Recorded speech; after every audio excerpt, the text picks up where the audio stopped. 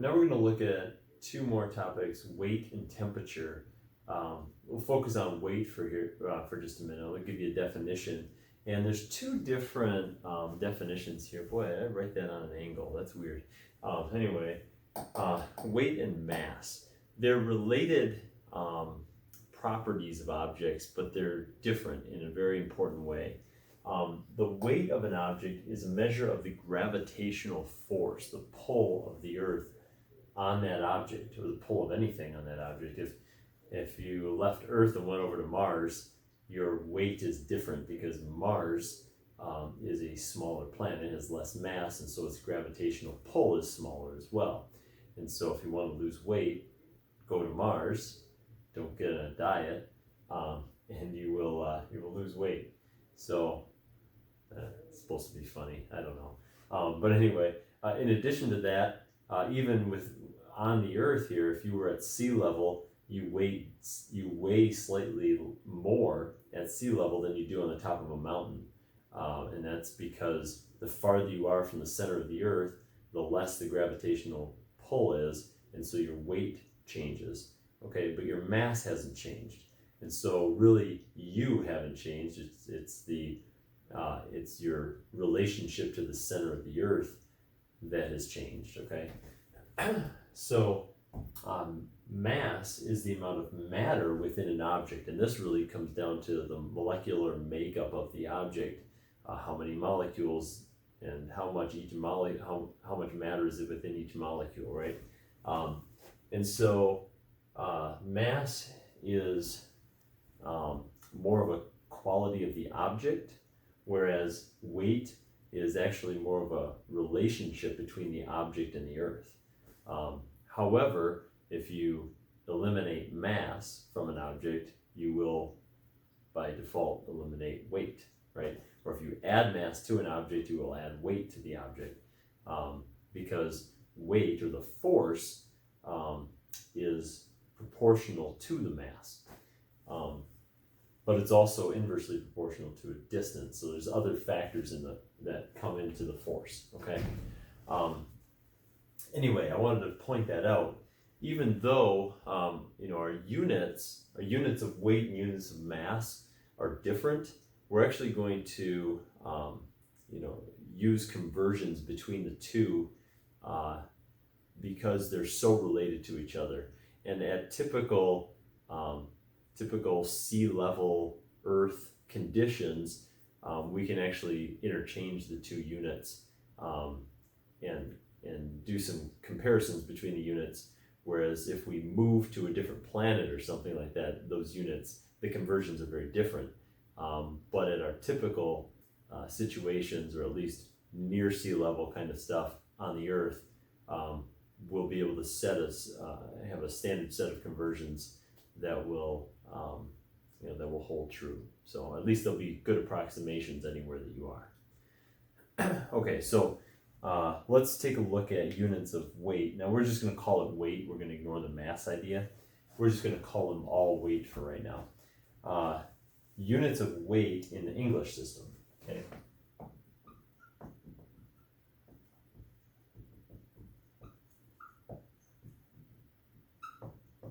English units of weight. We're going to look at ounces. Now we did capacity when we looked at volume and capacity. We looked at ounces as well, but those were fluid ounces. Whereas here we're going to look at ounces in terms of a force. Okay, so here we're going to have 16 ounces are going to equal 1 pound. And a pound is abbreviated LB. Why LB? I have no idea. Maybe it's in the book. I haven't read all the details, but I don't know where that comes from. You could Google it. A little side project for you, right? 16 ounces is 1 pound. 2,000 pounds is equal to 1 ton. Is there abbreviation for ton? Yes, it's a capital T for ton. Ounces, we know the abbreviation is OZ. We saw that already. Okay, So these are our main conversions for English weights. You get 2,000 pounds in a ton, you get 16 ounces in a pound. You know, if a person weighs, 175 pounds, the question is how many ounces do they weigh, right? So you can turn that into ounces simply by multiplying by 16, right? You've got, oops, why am I drawing that so long? You've got 175 pounds over 1 equals, let's see, that would be, what, 16 ounces in 1 pound. Cancel the pounds, and you just do the multiplication there. 175 times 16, that'd be 2,800 ounces. Okay, so you do those conversions, more dimensional analysis showing up. Now in the English system, English, this is English. In the metric system, we're using grams instead of pounds and ounces and tons. We're going to use grams and milligrams and kilograms. Those are your 3 real common ones, but of course you have centigrams and decagrams and hectograms and all those other things as well. I really want to focus on the other ones for right now, although they're all really important. And really in the metric system, the grams really refer to mass, but we're going to go ahead and call them weight, okay? So metric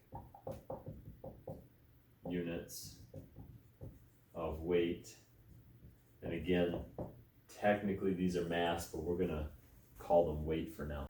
So basically with the metric unit, we have grams, and the abbreviation for grams is G. 1 gram is, of course, equal to, well, what's it, 1,000 milligrams? Oh, not milliliters, milligrams. And then your metric stuff is all the same. You got milli, hecta, deci, centi, all these different things, right? Kilograms. The ones that we're really going to focus on, though, are the grams, the milligrams, and kilograms. But of course, you've got all the other ones as well in there to work with. So centigrams, they show up, but there's 3 real key ones: milligrams, grams, and kilograms.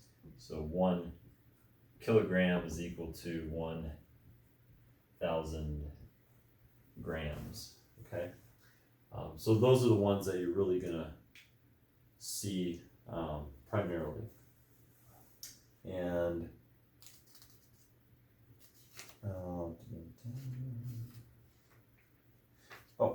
the other thing, this is kind of interesting, the conversion from English to metric on weight is that 1 kilogram is approximately 2.2 pounds. That's really kind of the key one. It goes between the two. So 1 kilogram is equal, or approximately equal,